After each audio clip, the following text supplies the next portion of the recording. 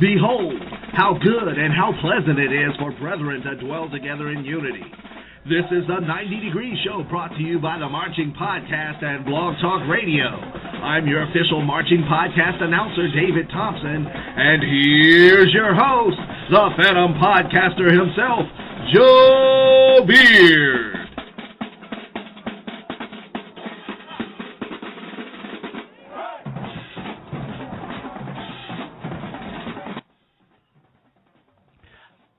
All right, good evening and welcome to the 90 Degree Show.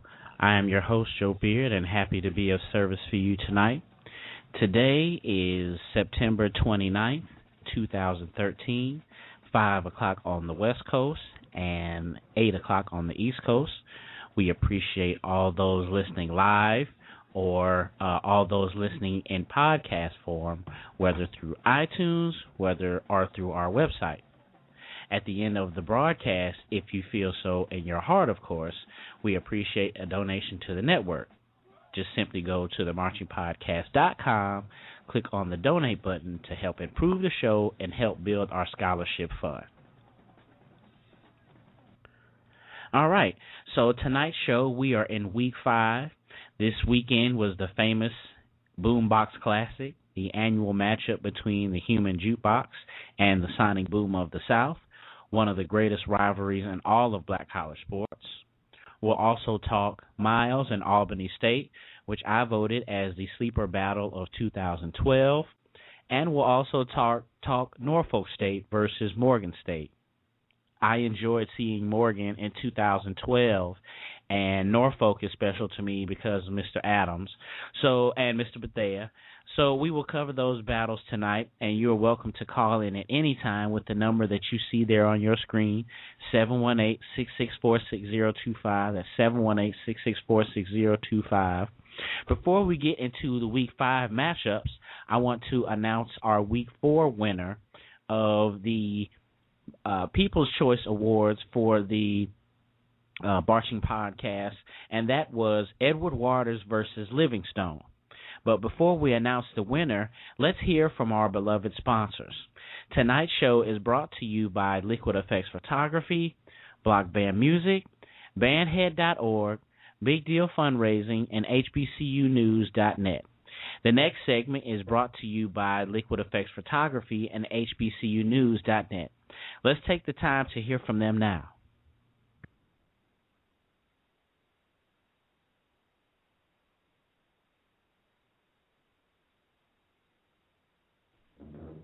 Do you know where to find scholarship information and other financial resources that are available to HBCU students? Are you up to date on the latest information in the HBCU world? If you answer no to any of these questions, then HBCU News with the Reeves is the place for you. We provide information to spark interest, success stories of graduates, and the latest on issues that you care about. So check out HBCU News with the Reeves Tuesday nights at 9 p.m. Eastern on blogtalkradio.com/marching podcast. Check out our website and point your browser toward hbcunews.net and join in on the calls and discussion today. Having an anniversary party, birthday party, or better yet, you're about to marry that special someone? Liquid Effects Photography is the perfect choice to immortalize all your most special moments. With 10 years of dependable professional service that can deliver from the conventional to the best in cutting-edge technology and creativity. Come experience the uniqueness of Liquid Effects Photography. We serve the entire upper Midwest and will travel further upon request. Come check us out at liquideffects.com. That's LIQUIDEFFEX.com. Or call us at 773-454-5556. That's 773-454-5556. Okay, thanks to our sponsors that help us improve our show and our scholarship fund and allow us to broadcast during these peak hours. Okay, it's time to announce the winner of our Week 4 matchup between Livingstone College and Edward Waters.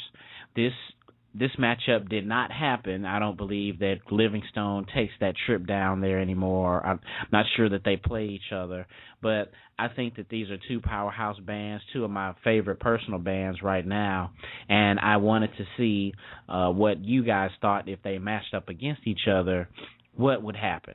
This is probably one of the premier battles in the CIAA, and it's too bad that they don't face off against each other.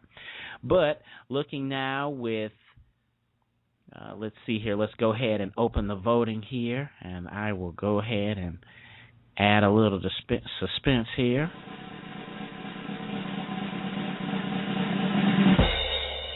All right. With 56% of the vote, it was very, very close. 56% of the vote. Edward Waters wins the competition. 56% compared to 44%. So we go ahead and we give Edward Waters their props for winning. That's right, Edward Waters winning out this Marching Podcast. You are free to vote every week on our featured matchup at themarchingpodcast.com. Just simply go there. And it's also, you can vote as many times as you want.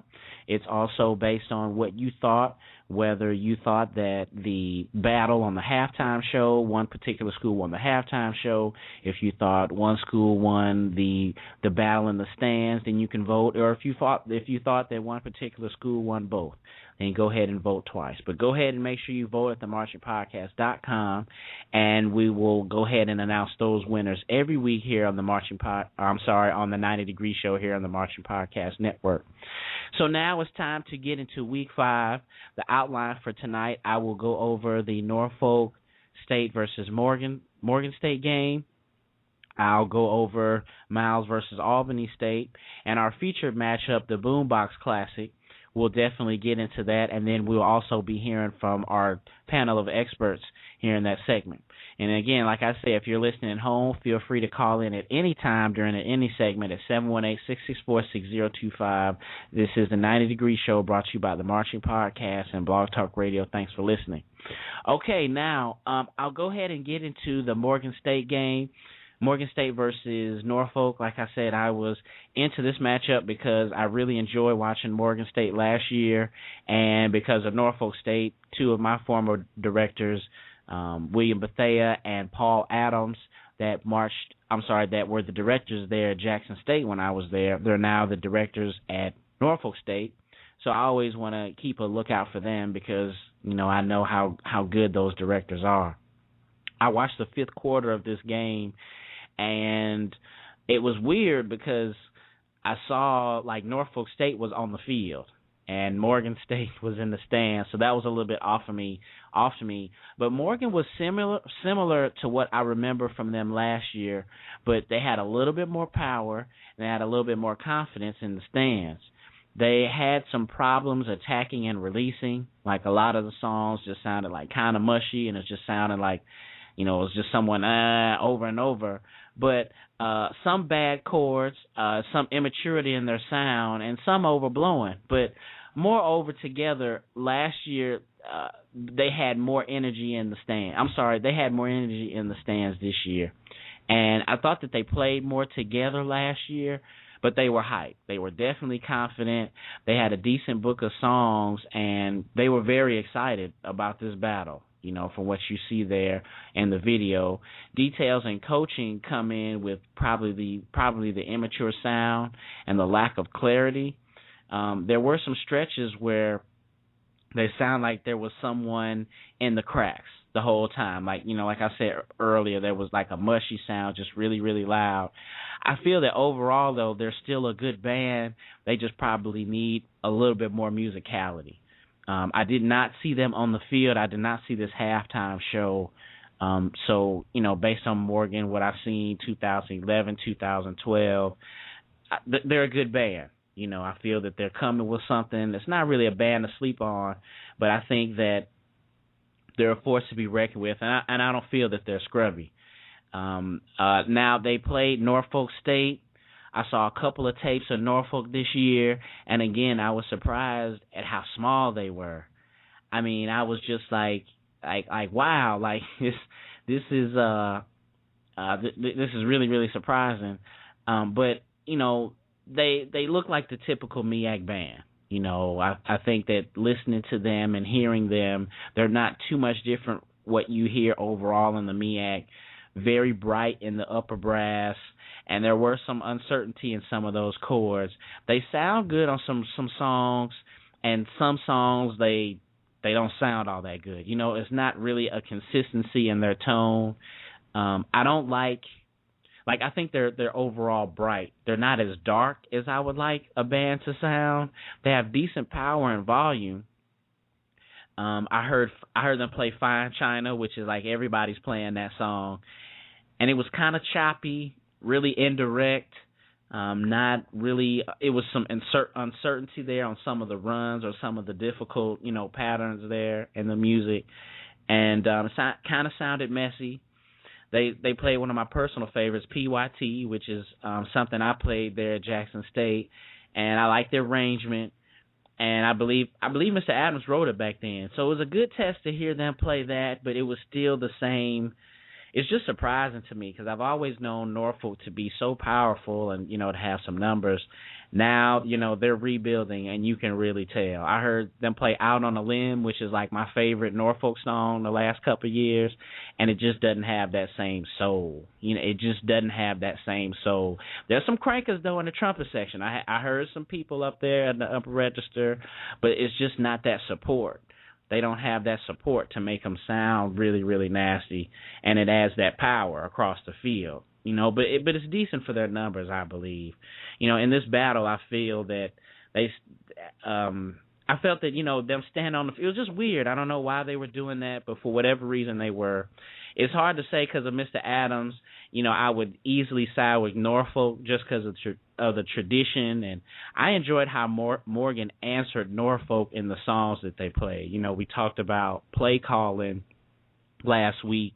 I think Norfolk, though, had more of the musicality edge, mostly in attacking and releasing, and they had a tad more power and a tad more volume than Morgan. But Morgan, I felt, had a better selection of songs, and they had good energy.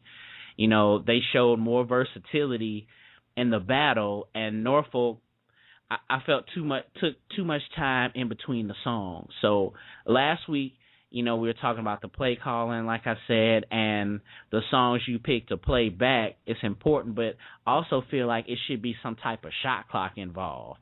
Like if you're taking too long to play something back, like what's going on? You're either running out of music, or you don't know what to play back, or you're panicking.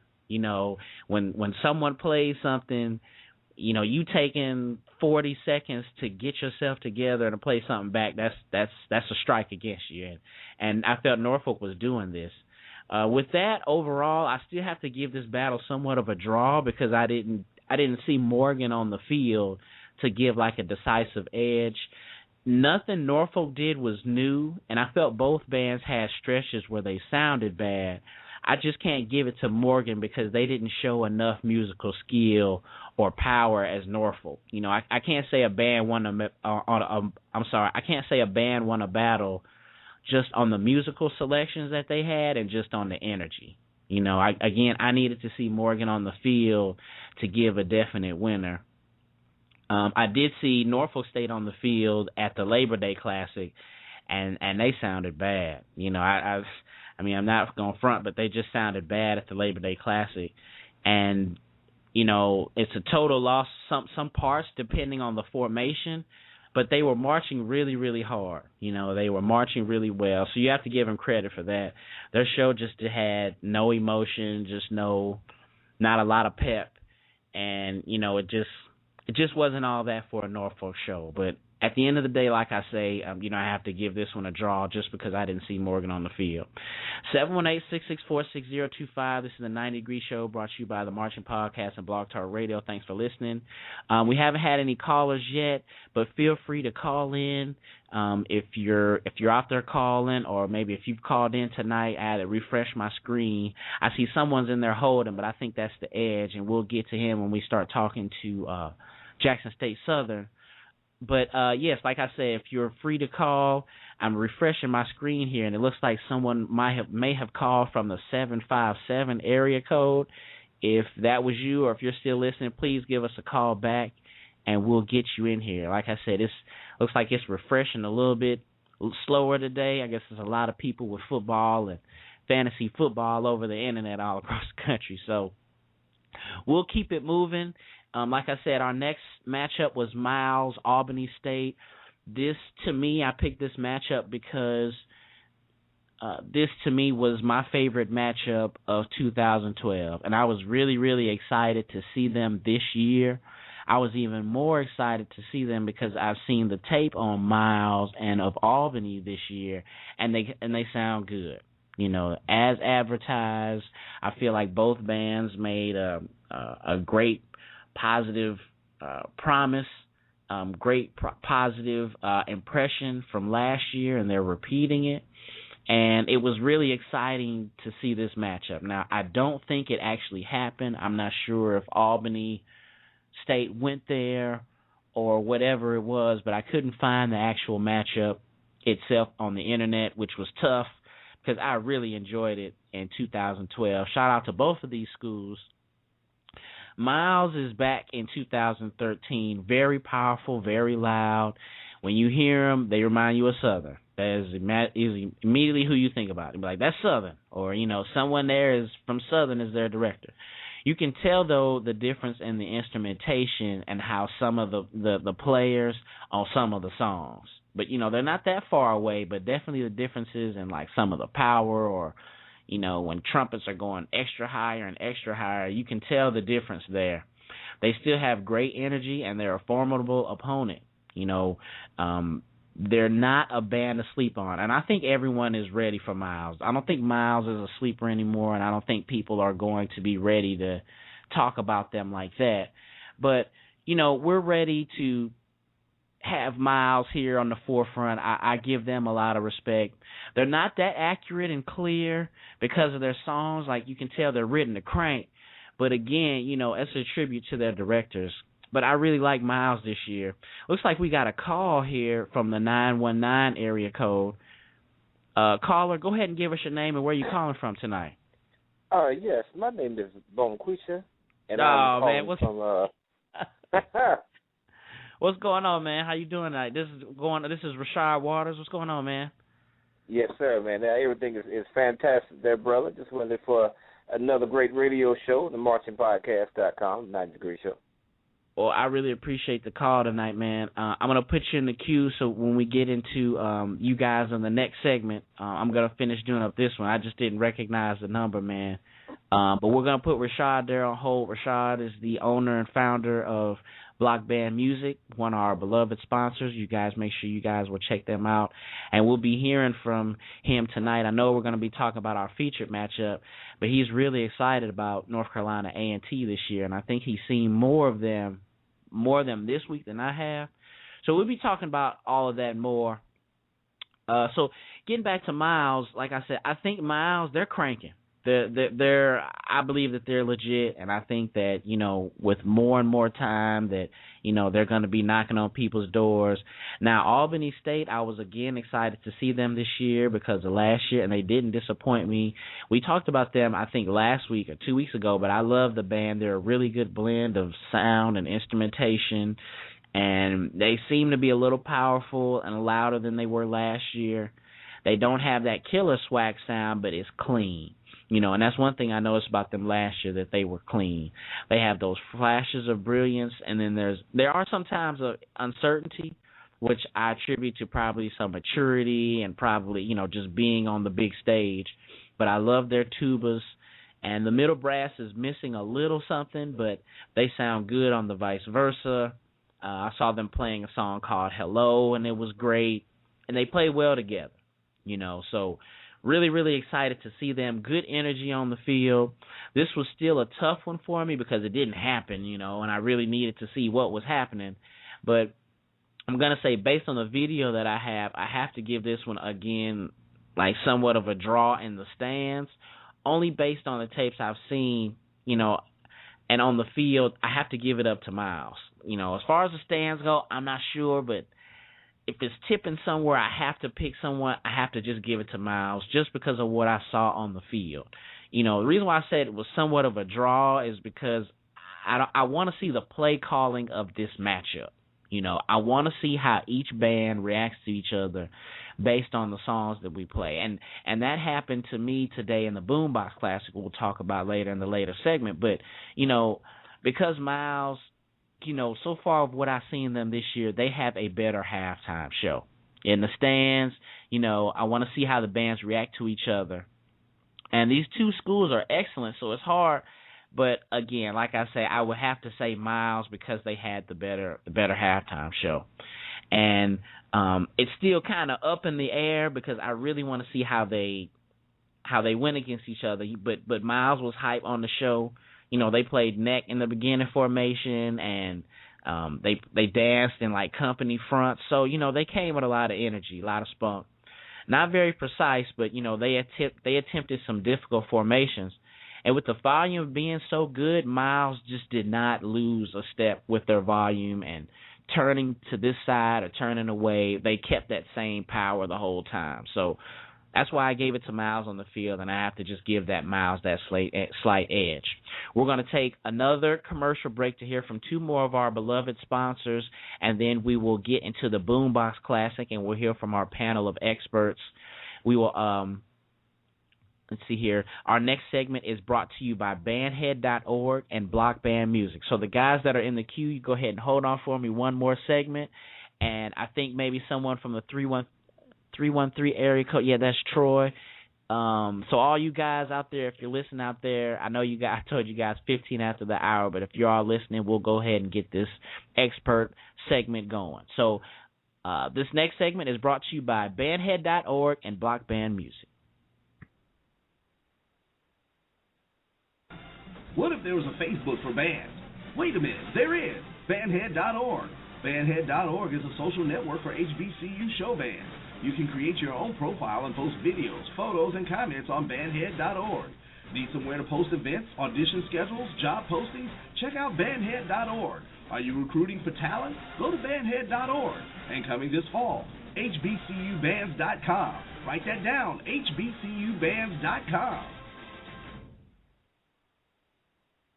Block Band is a minority-owned music business that you can think of as your assistant band director.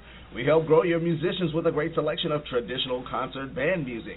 Then we back up their performance with necessities like reeds, oil, drum heads, drumsticks, and mallets. Finally, we outfit your players in auxiliary and shoes, spats, and gloves that match our precise custom drills. Got band? If so, then Block Band's got you. Check blockbandmusic.com or call us at 919-698-2560. That's blockbandmusic.com, 919-698-2560. Okay, we're back, and we're going to go ahead and bring in our experts tonight. We have Troy Milton on the line. You there, Troy? Yes, sir. How you doing? I'm doing all right, CB. And we have Rashard Waters on the line still. What's going on, Rashard? Yo, 919, yo. That's what's up, G. And let's see, I think we got the edge one. Garrett, is that you? What's up, Joe? What's up, man? What's going on? I definitely wanted to make sure I had you on because you was the one who had the up-close seat. You guys make sure you go to theedge1.com and check out some great marching band videos of all type, not only just Southern. He has more than just Southern on there. But I definitely am glad that you called in tonight, man. Please tell us what you thought of the Jackson State Southern BoomBox Classic 2013. Well, my opinion, it didn't live up to the hype. We hyped this game up since the beginning of the season, and it didn't live up to the hype at all. J-State got to the game 5 minutes before kickoff, so that meant no zero quarter. And we all know if we don't have a zero quarter, it's a 5 and out in the fifth. So that kind of took the energy away from the whole game. Wow. Football-wise, J-State won the game and all that. During the game, both bands didn't play as much as I would have liked, but it was still nice. In the fifth was a good fifth, but it wasn't a great fifth. It was a good one. And in my opinion, I gave Southern a slight edge over Jackson State, and that was slight. And slight is slight. But all in all, it was okay. An okay BoomBox Classic. It could have been better than what it was. Wow. Okay. Well, I saw you put on Facebook? Was the game sold out? Yeah, it was. Okay, so it was packed. That's always when J-State comes to Southern. That's always. Oh, okay. Well, that's what's up, man. So that's what's up. So what did you feel, I guess, like, what would you feel was kind of lacking other than J-State coming late? And I actually saw that on Facebook, and I saw a whole lot of people have been debating. Other than them showing up late, did you think the songs and you think the actual sounds of the bands lived up to the hype? To me, like, from everything I had heard from J-State, I expected more from them. I mean, I know about Southern, but I just expected more from J-State than what they put out. I'll say that. What did you think about, and I think Maurice is calling in. Let me make sure I bring him. Maurice, is that you? Yeah, this me. Well, what's up, man? Okay, glad to get you on. Okay, Garrett, so what did you feel about the halftime show between the two bands? I enjoyed both shows. Both bands threw shots at each other, but overall I enjoyed both shows. I like to see the drill in J-State. I like that look on J-State. Yeah, that was one thing I was definitely impressed because I'm not sure if I've seen that drill before, but it was pretty intricate, and I thought that they pulled it off. I thought that they pulled it off really, really well. So I gotta ask you too, and I texted you this about this earlier. So who left first? It's always the visiting band leaves first. They put their hats on, and Southern plays their last song. But I think we played an extra song. We played one extra song, I think. After that, I'm not sure. I think it was one, but that was it, really. Yeah, I know. I think in '98, I think Southern left first. We were there, but there was definitely some complicating circumstances. And I know, like, we're always scared when we and any band is there, you trying to, get out of there. But overall, that's surprising, man, that you felt like that it just didn't live up to the hype. Because, both bands are good. Right. Not having that zero quarter just set the whole thing. It was just a bad mood after we didn't have the zero quarter. That set up the rest of the game. Wow, that's what's up, man. Well, definitely we'd like to keep you on, man, for any more analysis. Troy, I want to go ahead and ask you, man, did you check out the BoomBox Classic or the halftime show or the fifth quarter? Yeah, I checked both of them out on YouTube. I find it interesting what Garrett's his comment was, because when you watch the videos, you don't get that sentiment because you're not there and you didn't witness the fifth quarter. You can't, tell that everybody's kind of, in a funk about it. So it was a different perspective watching it online. From my perspective, I gave the edge on halftime to the Boom, but I gave the fifth quarter to Southern. Okay. And I think the difference in the fifth quarter was song selection. I think Southern had a better song selection in the fifth. I hated the 777 under 311 at Jackson State played, and I wasn't that's what that was. On the shaft either. But halftime, I think the Boom, they just executed nearly to perfection, and they had the sound on the field during that drill, man. I think they hands down beat Southern halftime, but I think Southern beat them, in the fifth. Okay. So I you know what? I had been searching around, and I thought someone said something about Shaft. So that really was Shaft. Like, I didn't know what song that was. Like, I thought that they were cranking it. So was it Shaft from the movie score with the Samuel Jackson? It was that Shaft. The second song. Wow. Yeah. Thing. Yeah. Oh well. Okay. It sounded all right. It just surprised me.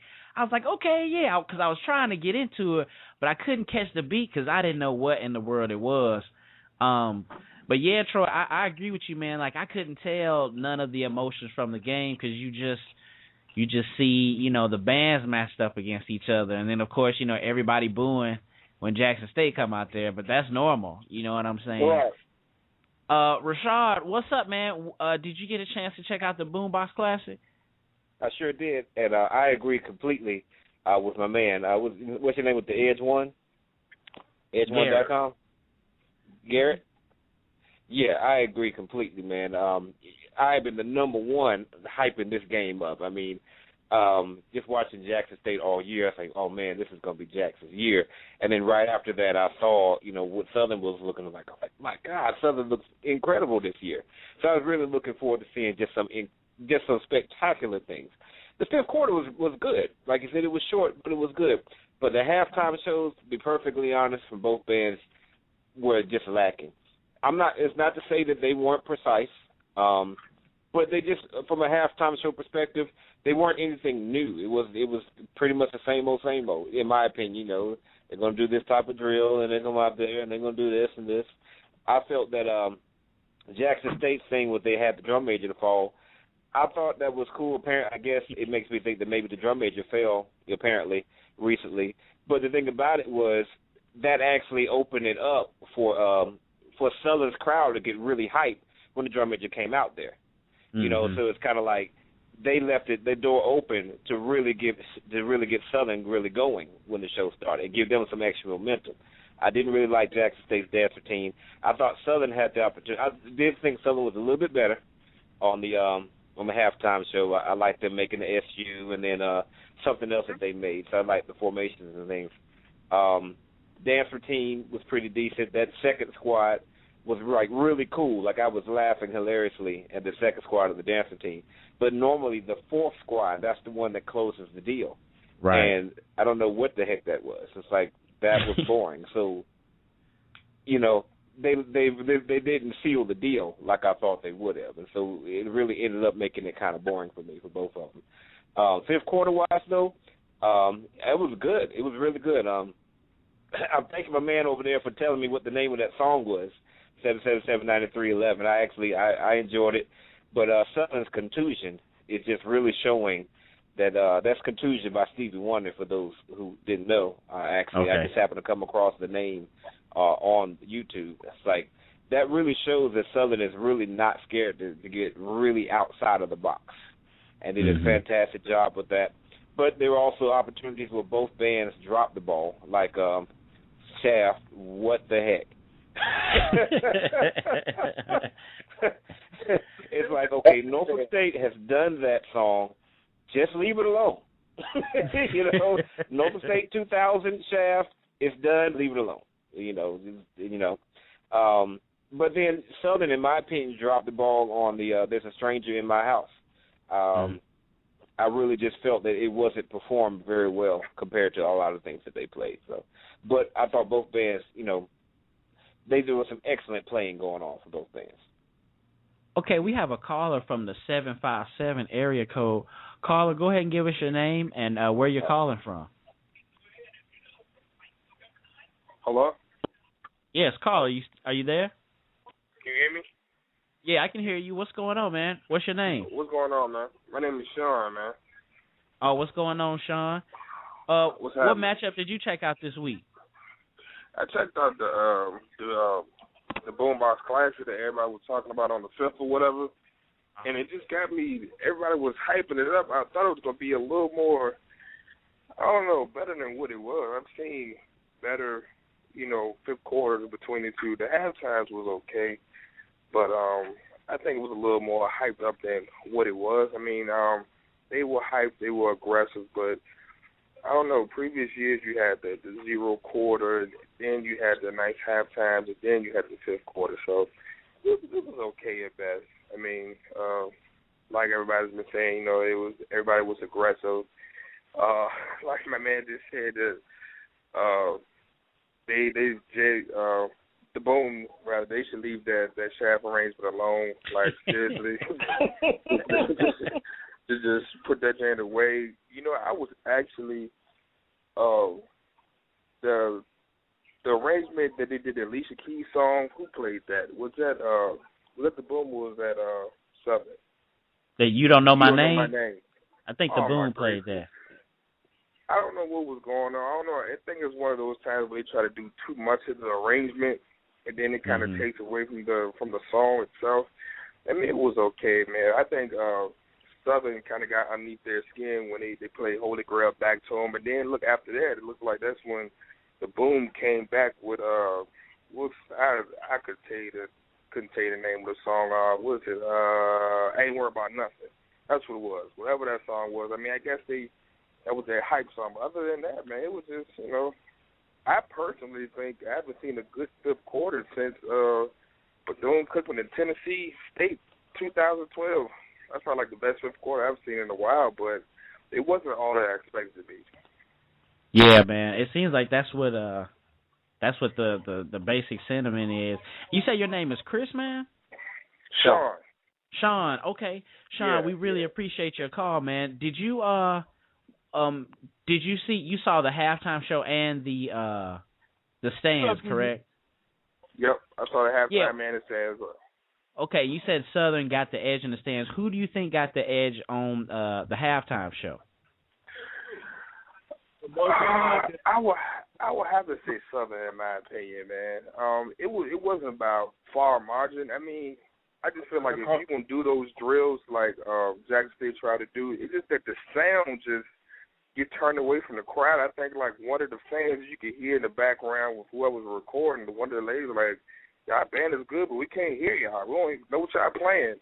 I mean, it was it's kind of crazy. I mean, but it's true. I mean, you have all that power, and then they're not really displaying it well. I mean, take for instance somebody like A&T. They're developing a new style where they face four, like Parody, like Norfolk State.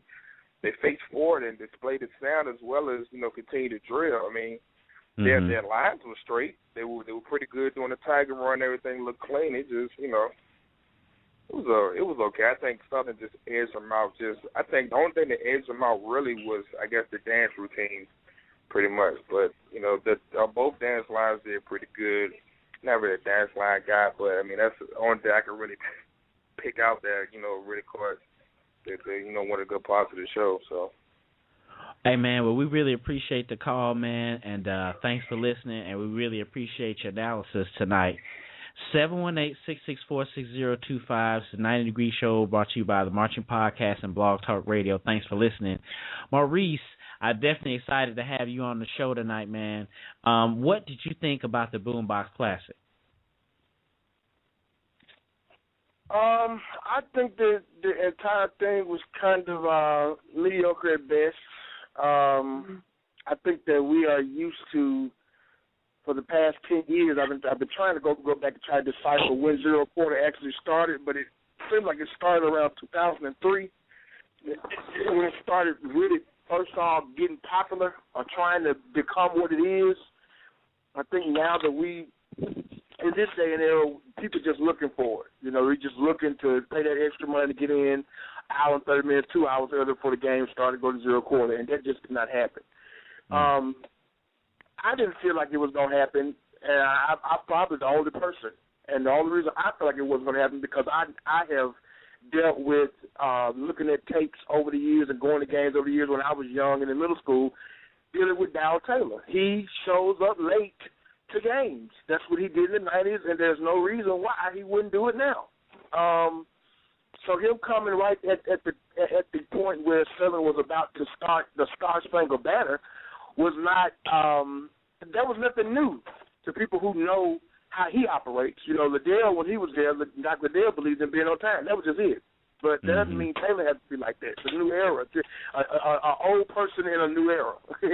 So I think that did take away from it because everybody was expecting it. And it's truly, people don't want to admit it, but Southern was expecting it. I think it kind of threw a gavel in the middle of their plan because it seems like their setup was, let's get them in Zero Quarter and take them down. And since Zero Quarter didn't happen, it kind of raveled, you know, it kind of shook the boat or whatever. Mm-hmm. But I was there for it all. I was right there in the middle of everything. I think that most fans were trying to concentrate on both things, trying to concentrate on band and football, and since the game, you know, the band didn't play much during the game, so most people were just forced to try to go, you know, what the football team was doing. But the halftime shows, I really wasn't impressed. It's kind of like Rashad is. The best thing I can say is that Jackson State did do a brand new drill that we've never ever seen before.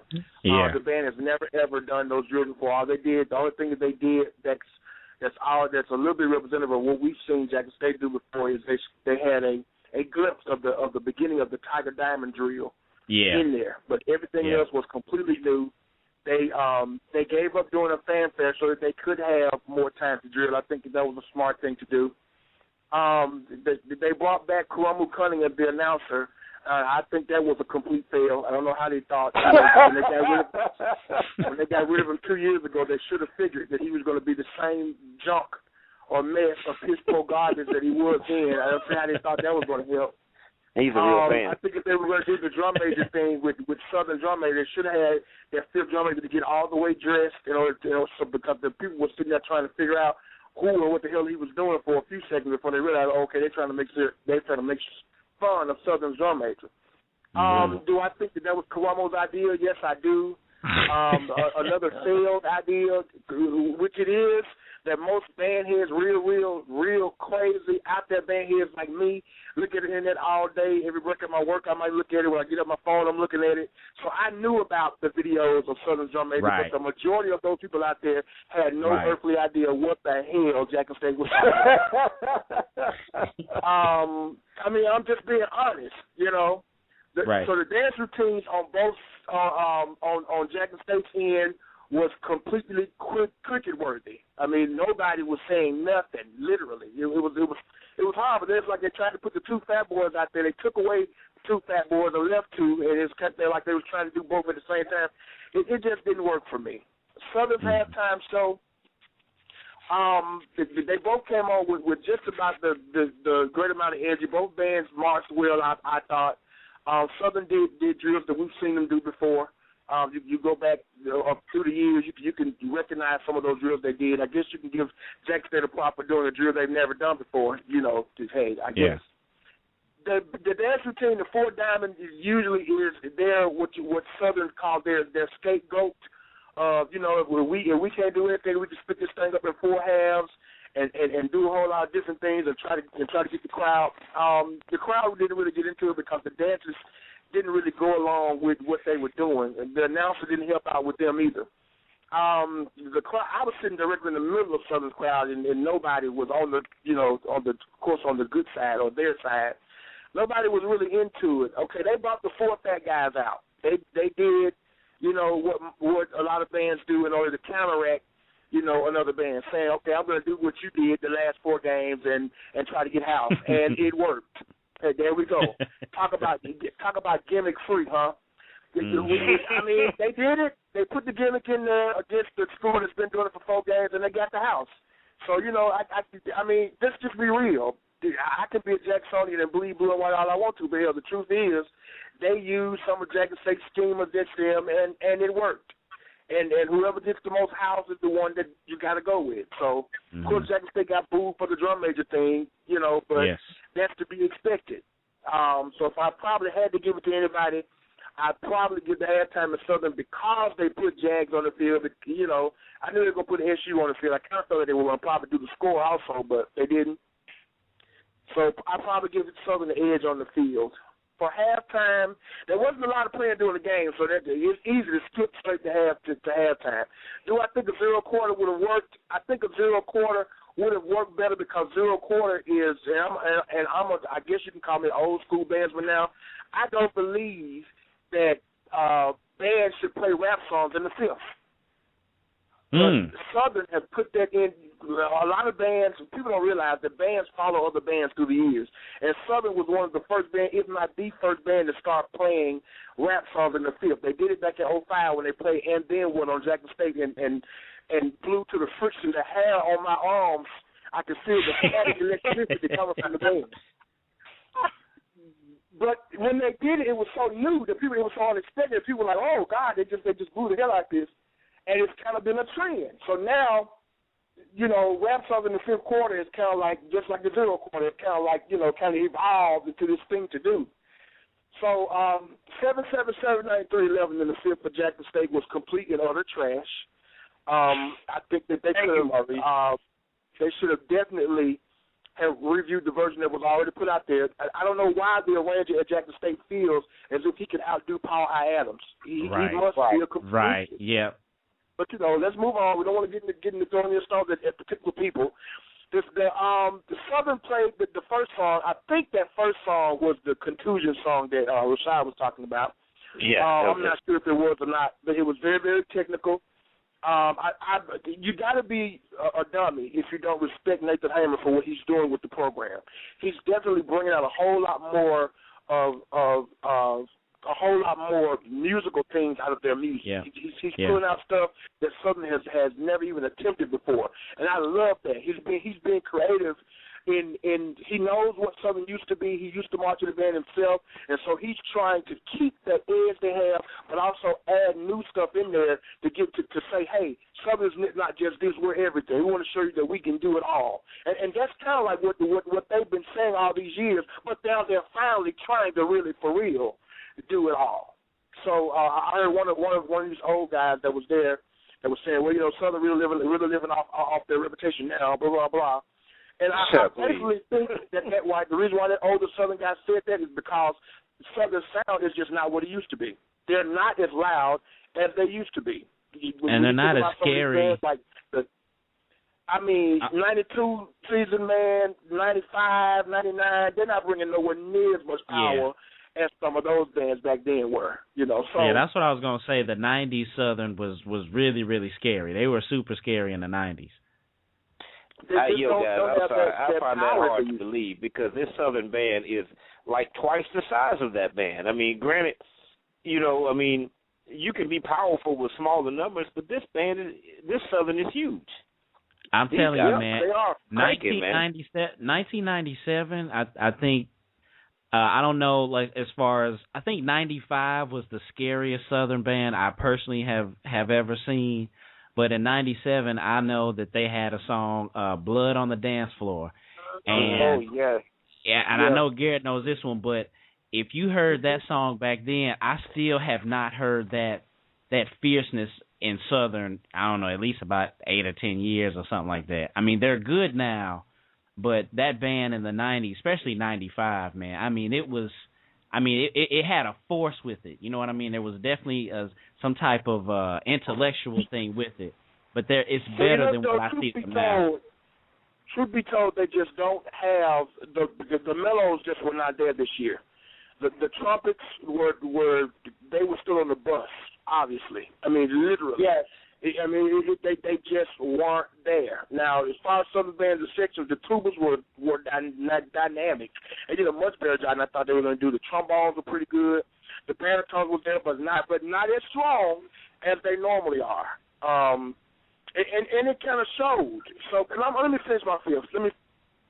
The fifth was not one of those spectacular fifths that you want to look back and say, I'm going to remember this. I'm simply telling you, in a year we're going to forget about this fifth. We're looking forward to next year already. The shaft that they did, was stupid, I believe. I just think that it wasn't worth playing. I think both bands kind of did a bad job in picking songs. I mean, you got Southern. They got that song called Beyond that they have this year that's killing. I'm sure Rashad, a couple of y'all guys probably know what I'm talking about. They have that Tamar Braxton song, Love and War. I mean, Southern really, really had an opportunity where they could have just really put a hurting on somebody with some of the stuff they got in their book. But then on Jackson State side, you got Jackson State has that Right Stuff song they're playing all year that Southern didn't get a chance to feel. Then they have System of Survival in their book, an Earth, Wind & Fire classic that they could have really used. It just burned out on Southern. So I was kind of upset at the fact that the directors did not pick the song that they really could have picked to really, really make that fifth, really go off like it should have. I ain't trying to take up all the time, man. Who do you think? I was gonna say, who do you think won the stands, the fifth quarter between the two schools? It's kind of iffy to say, but you know how I am. I'm the type of person I look at all angles of everything. I think Jackson State playing night by night in the fifth was completely stupid. The Southern didn't know the run real well. I mean, you just don't go back and play an old book song like that in the fifth. But then again, Southern came back and played Skin 'Em In. What kind of stupid shit? I'm sorry. What kind of stupid stuff? I'm sorry, man. I don't understand what Southern was trying to go with it, especially if it wasn't going to be so powerful where I was going to remember this over what the 90s did with Skin 'Em In. So, right. Y'all can tell I'm a little riled up, but I got to give it, I guess, if I had to give it to anybody, because Southern went and played that rap tune at the end, that I can't remember the name of it. They played it at the end like that was the song De La Resistance. I can't remember what it was, but it was one of the older tunes after Jackson State got through playing Holy Grail. I can't remember what it was. I felt like they had lost. I felt like Southern band kind of in their mind felt like they had lost because in the middle of one of their songs, I think it when they were playing Holy Grail, they completely had this breakdown where they were about to come back in, but I guess a couple of trumpet players or mellophone players didn't know, and so they came in the middle of the song.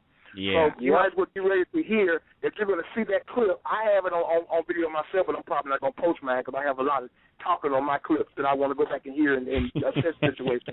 So if I had to give it to anybody, and a lot of Southernites are not going to agree with me, but if you mess up in the fifth to where you came in like loud as hell and the band that come in with you, you basically shot your damn self in the foot. So I even though they both had bad song selection, I got to give the edge to Jackson State for the fifth because you just can't come in at the wrong time in the fifth and expect for somebody to say you won.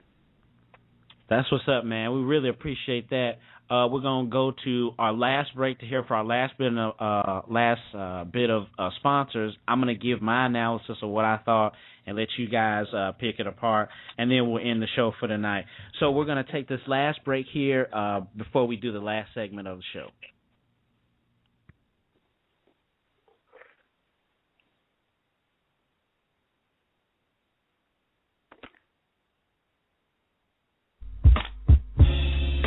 Chopping It Up with the Marching Podcast is a podcast of one-on-one interviews with positive role models that have a connection through music and or education. We also give the listener an opportunity to call in and talk with our guests. We chop it up to give insight, information, inspiration, and advice in their endeavors. Chop it up with us every second Tuesday of the month at 9 p.m. Eastern. Chopping It Up, changing the world through positive interaction. Attention high school directors and alumni. Does your band need to raise money to travel, buy instruments, or uniforms? Are you looking to raise money to help your band? Well, Big Deal Fundraising is rapidly becoming one of the largest distributors of fundraising products in the industry. Big Deal is based in New York City and ships anywhere in the United States, offering quality products, fast delivery, and innovative consultation that will help you meet your fundraising goals. Call today at 855-244-4430 or visit us at BigDealFundraisingUSA.com. Big Deal Fundraising, your fundraising partner for your band or music ensemble. All right. We really want to appreciate hearing from our sponsors. Those you're always chopping it up every second Tuesday of the month here on the Marching Podcast Network, and Big Deal Fundraising. Big Deal Prints, Big Deal Fundraising. Wonderful program, wonderful company. Man, Tyrone Brown up in New York is doing big things up there, and he's got his own show now with Blog Talk Radio. If you're interested in becoming a sponsor or a patron to the Marching Podcast, please contact the show, and we'll give you the criteria so we can start to pub your business using our platform. We'll play your commercial, we'll post your website on our blog, and we'll help send all your information out through our social media. So contact us so we can help build your business. Now, we're going to go ahead. I want to go ahead and read my analysis of the BoomBox Classic, and I'll let our experts talk about it. What's really cool with them is that they pretty much definitely painted the picture for me as far as what happened. Garrett and Maurice were there, and, you know, they were definitely able to paint the picture for us, and it looks like all of us have similar analysis. I'm going to bring the guys back in one by one here. But I've talked about Jackson State and Southern, so the analysis is there. But strictly about this matchup, in the stands, you know, I believe that Jackson State left first, which is not always good for the band, but it is Southern, so most people fear for their lives when they're there. So, you know, it's definitely understanding about that. The main thing that jumped out to me, and this is just my personal opinion about the particular battle, but I felt Southern kind of choked a little bit on one particular part of the battle. I believe it's when they were playing Stranger in My House. Okay, and first to me, they messed up on it, but it was the bomb. Stranger in My House was kind of tighter than Love and War to me. But I was really, really like, whoa, after they played, even with the guy messing up, I was like, wow, how was Jackson State going to respond to that? And I felt they responded with a good song, but, and it had good energy or whatnot. I just didn't know what it was. Was that the Shaft song that they replied back with? No, that was early. Okay. Well, they played something back after Stranger in My House, and I felt that it was a really, really good comeback. And I didn't feel that Southern ever recovered from that. Like, I felt that Southern, like Maurice said, like they had a chance to really put J-State in the ground. But I didn't feel that they put him away like they should have. I felt that they let Jackson chill too much with the Holy Grail. I felt that Jackson's arrangement of Holy Grail was better just because you hear more layers of the song. But I didn't like how they played the bridge back after Jackson State, played that part. I didn't like that because we already know that you're louder. You know what I mean? Like, we already understand that you're louder. But I felt that, that they kind of took an L with that. Then the part that, where they missed the entrance on Stranger in My House, that was surprising. But Southern looked stunned. And they played back something. Southern played back something, and it was no emotion, And I don't know if I'm not really sure if Jackson State left by then, so maybe they weren't like really, really like into the stands that much. But like towards the end, Southern didn't have too much emotion, so I felt that Jackson State had somewhat of an edge, especially with the huge faux pas of missing the entrance. On the field, it's hard to match Southern on the field at home. But they had a great halftime show. I think both schools, like you said, it was a basic Southern show and it was a basic Jackson State show. But I felt that Jackson State had somewhat of a slight edge just because of the new drill. I really like the new drill. I think I totally agree with Maurice as far as the actual drum major thing. You make a really good point as far as us super band heads know what they were trying to do, but a lot of people did. Like my dad didn't know what exactly they were doing. So he just saw them trying to do the backbend and them falling. So a lot of people were like, oh, were they imitating Southern? It definitely would have made sense to dress the guy up, make it obvious that they were doing Southern, and, I don't know, maybe said something in the announcer to make sure that people knew what they were doing. I thought it was funny, but at the same time, I knew what it was. It didn't attract enough attention for me. I did think it was cool that the crowd booed, because I guess that some of the people in the crowd knew, so I thought that was funny. But definitely Southern on the field, man. I mean, that's just tough. Other than Jackson State with the new drill that I enjoyed, Southern just looks good on the field, man. And it's just difficult to beat them at home. But yeah, definitely there was just a small edge, as far as just in the drill. Same excitement for the halftime show. Jackson State's their dance routine was super short, and I wanted a little bit more than that, but I felt that it did hurt Jackson that they showed up late.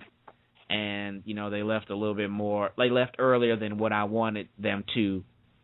So I could definitely see, people getting, the edge to Southern in some respects. I want to ask Garrett. Garrett, you still there? Yes, yeah, I'm still here, Joe. What was the overall, what were the fans saying after the game was over? Basically after, people were heading out. Or what's been the talk around Jaguar land since this weekend? Everybody's still upset that there wasn't a zero. Like, the zero really took away from the whole game. Mhm. From what I know, that's what everybody keeps talking about. There was no zero quarter. No, there wasn't a zero quarter. We mad that there wasn't a zero quarter because we felt like it would have made the game much better than it was. Yeah, I heard that. Man. Rashad, what do you think, man, as far as any other matchups or any other bands that jumped out at you this weekend? Or was the BoomBox Classic the main thing that you checked out this weekend? I checked out, everything that was on the docket for the day. The Miles College. I caught a little bit of what you were saying at the beginning, as far as they're not clean but very powerful. And I wish that Albany State had been there. I didn't see Norfolk State at halftime, and I don't see any clips of Morgan at all, so I can't speak on that. And closing on the BoomBox Classic, I think pretty much like you said, everybody's in agreement. I think some people think Southern. I think some people think Jackson. I don't think either band decimated the other one, but I think everybody is in agreement that it just wasn't what we wanted it to be.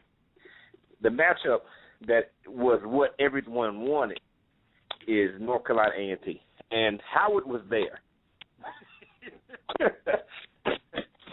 I am telling you, and my man, somebody from the guy from the 757. Joe, you saw as soon as I said something about Norfolk State, somebody from 757 called in. Yeah, as soon as I said it, gosh, Norfolk State people just show up everywhere. Man. They do. But anyway, A&T, man, North Carolina A&T, and I just said it just last week on the show that A&T is doing a great job. I'm not sure if they have really what it takes to be like the best band, like what's happening with Jackson State and and Southern State, where these guys are so clean. Eyes are opening to what A&T is doing. I was so excited to see the Boom Classic this year. I'm telling you, I was so hype about it, and I was so disappointed watching the show. I was like, man, these kind of shows are kind of boring. It's not to say that they weren't good. It was just boring from an entertainment standpoint. And then I watched A&T's show, the Gangster Show, and I was blown away. That show was fantastic, man. As an audience member, I was thrilled at that. I said, gosh, that show was so good. And I think people are really starting to pay attention to A&T. And A&T is actually, right now, it seems like they might be in the running for, honestly, like the best band in the MEAC. I mean, I had to check out something of Bethune to see what they're doing. Bethune was Bethune. I mean, they did a great job in Tallahassee against Florida State. But, I mean, that show they did was really good, but I wouldn't have compared it against A&T's show. So I think eyes are starting to pay attention to what those guys are doing. The 757 guy mentioned the fact that A&T's use of that core-style shift, with keeping all the sound facing the front, was working well for them versus with Jackson State this week. Yes, they're powerful, but, for a long time you had no idea what was going on because all the sound was going to the side. So pay attention to that, guys. That's going to be the new thing to watch. That's what's up, man. Troy, what do you think, and have you heard of anything in Tiger Nation about the game this weekend? Troy, you still there? He's going away by A&T as well. I'm here. Okay.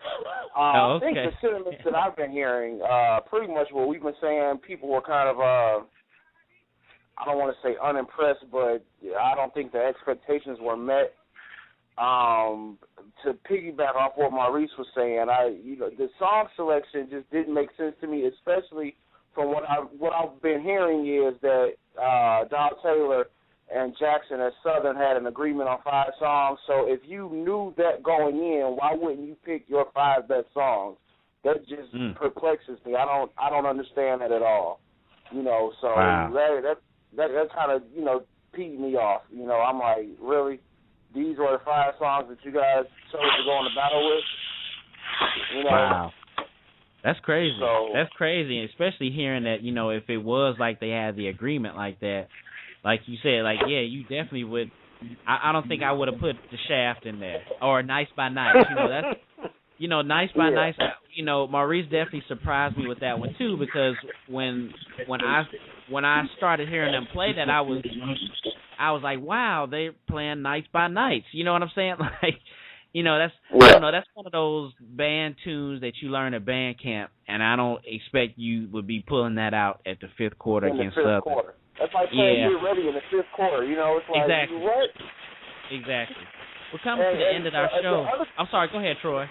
Yeah, the other thing that I wanted to point out that I didn't like and why I gave the halftime edge to Jackson is because in Southern's drill, if you look at it like when they did the SU, I guess, you know, since they have more people in the band now, the drills have been changed. But like if you look at the bottom of the S and the bottom of U, they got all these people jumbled down there and it's lopsided. And I didn't like that. I thought it was kind of like a cheap way to fix the drill with more people, you know, instead of actually charting something. It just didn't look right to me. You know, maybe everybody didn't pay attention to that, but I did, and I didn't like it.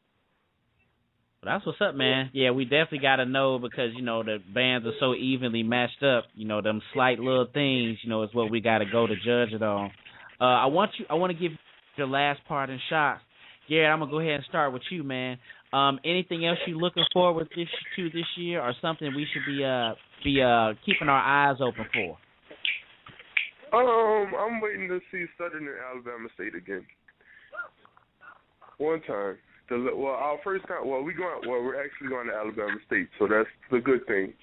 So I'm excited to see that game, and then it's towards the end of the season, so it should be a good game. And us in Alcorn again for homecoming, that should be good, just based off of what happened last year. Oh yeah, definitely. Well, man, I really appreciate hearing from you, Garrett, man. And like I said, you guys make sure you go to theedge1.com and check out all those band videos. So, man, we appreciate it, man, and have a good week, man. You too, Joe. All right, Maurice, man, I want to go ahead and give you your time, man, to go ahead and give your partner shots as far as, like, what you feel about Tiger Nation, as far as what they felt about this weekend, or anything that you're looking forward to in the upcoming season. Well, I think that Jackson State needs to really give a good examination of exactly what it is they want to accomplish every game. It seems like Mr. Taylor is really, really into trying to get those field shows real neat and tight. And to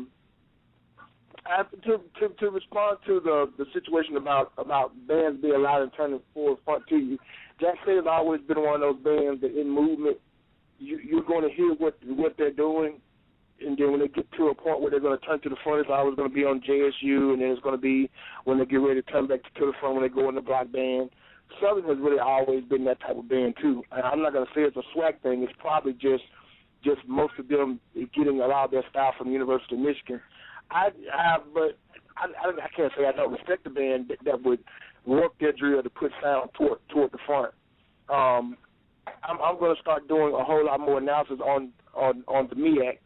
Because the last time I even really looked at the MEAC, Bethune-Cookman was the only thing out there that was really giving me the type of precision that I'm looking for, but their show was kind of boring. Mm-hmm. And then everybody else just trickled on down the ladder as whatever else they want to be. But I think that Jackson State is doing a pretty good job this year. I just think they need to just discuss what it is they want to do in these fifths, man. When you got all these good songs and then you go and you just play, mess, or to just throw something out there, especially for one of the most important games of the season. That's just stupid, dumb, and you just need to reevaluate your whole plan. So I will say that I'm looking forward to seeing Jackson play Prairie View. I heard Prairie View has a smaller band this year. Kind of like I think Prairie View and Norfolk are about the same size. I've been really, really praying for Mr. Adams out there, man. I heard he's having some problems to where Norfolk is kind of small this year because he put a lot of people out of the band. Man, but, okay. It's going to be a little easier we don't have time to talk about everything. But it's going to be, get back on Jackson State, it's going to be probably a little easier for them to go ahead and blow Prairie View somewhere to Afghanistan. And then moving on down the line, you have, I guess the only other thing I'm looking forward to. I'm looking forward to homecoming. This year, I'm really, really, really looking forward to grabbing my horn and going out there and showing some of these young boys that they really aren't as loud as they think they are. So I'm looking forward to that. I'm going to play my horn in just a few seconds, trying to get myself together and prepare for that. Well, that's what's up, man. Well, man, Maurice, man, it's always good to hear from you, man, and I appreciate the analysis, and I'll be talking to you this week, man. All right, man. Take care. Rashad, what's going on, man? You said that you in your partner shots, you said that you were able to check out did you see some of Norfolk and Morgan State? Or have you seen Norfolk, Morgan, Albany, or Miles? Have you seen any tape of them this year? Yeah, I saw Miles earlier, and like I said, I was pretty much in 100% agreement with you that very, very powerful. And I think that band works well when everybody's playing. When you start breaking into sections, you can really hear the problems, particularly in the trumpet section. But when they're all together, they're not to be overlooked. In that part of the country, when you're dealing with bands, really top-level bands like Southern and Jackson and everybody else in the SWAC, it is easier to kind of look over those SEAC bands that are, that can put you to dust too. But I enjoyed their show overall, and I definitely saw they were doing they were attempting some very difficult things in their show. And I think hopefully over time they'll continue to get better and more confident in each section. But power-wise, yeah, they sound very powerful. Well, that's what's up, man. That's what's up, man. You have any parting shots or anything on the upcoming radar for anything we should be keeping our eyes open for? Well, I still want to say that even though that everybody was disappointed by the Southern Jackson game, I also want to say that a lot of that was because our standards have been raised so high. Because these bands sounded awesome. They really did. I mean, there were some weak points in there, but for the most part, once again, I would take that video between Southern and Jackson and show it to anybody. A person that doesn't know anything about band versus the hardest core drum and bugle corps person that say, check this out. I mean, these guys are playing this music by memory. This stuff is fantastic. I don't agree with you guys with the Nights by Night. I think you guys are Jackson State guys, and you know Nights by Night, and you know where it should go. A person who's not familiar with Jackson State, I think they would say, wow, that was a pretty tough song. While they really showed some ability there. And that's how I looked at it. But I would show that to somebody and say, listen, check this out. Bam. It was some really great stuff for both bands, and I'm very impressed with them. And like I said, I'm also extremely impressed with A&T, and the same way I would show that videotape to anybody. So this is a great year for show-style bands. I'm excited for the MEAC to become that competitive conference that we were before, because like my man was just saying, we're not really right there right now. I don't know what's happening in the MEAC. A lot of our bands have really shrunk. But Bethune and at least Bethune and A&T are really, I haven't seen South Carolina State, so I can't really speak towards that. But the rest of us, I want us to get bigger again so that we can continue to be competitive like we used to in the past. Well, that's what's up, Rashad, man. I'll be talking to you this week, man. Thanks again, man. No problem, brother. Have a great night, all right? All right, man. Thanks again. Troy, I'll go ahead and end it with you, man. What did you think, and any more parting shots out there before we wrap up the show? No, the only real parting shot I got is that I'm looking forward to homecoming. Like Maurice said, hopefully I'm going to get down there this year and get to watch them blow Grambling back to the bayou or wherever the hell they're from. So that's pretty much it. Well, that's what's up, CB. Well, that's what's up, CB, man. Good to hear from you, man. I'll be talking to you this week. All right, bro. Thanks. All right, we've come to the end of our show. We really appreciate all the wonderful calls. We all appreciate everyone listening, like I say, through iTunes or through our website or through Blog Talk Radio, podcast form, listening live. Make sure you always can call in, and if you don't call in, it's always wonderful to have you guys just to listen. Next week we'll be introducing our chat box so that you don't have to call in. You can leave your comment on the chat room. We're really excited to introduce that. We introduced it with our talk show this past week, and we're going to be implementing that in all of our shows. So that's all the time we have for the show tonight. Check out our website and donate what's in your heart to themarchingpodcast.com. Like us on Facebook. Follow us on Twitter. Thanks to you for listening. And remember, the eye is a better pupil and more willing than the ear. Advice may be misleading, but examples are always clear. See you next time.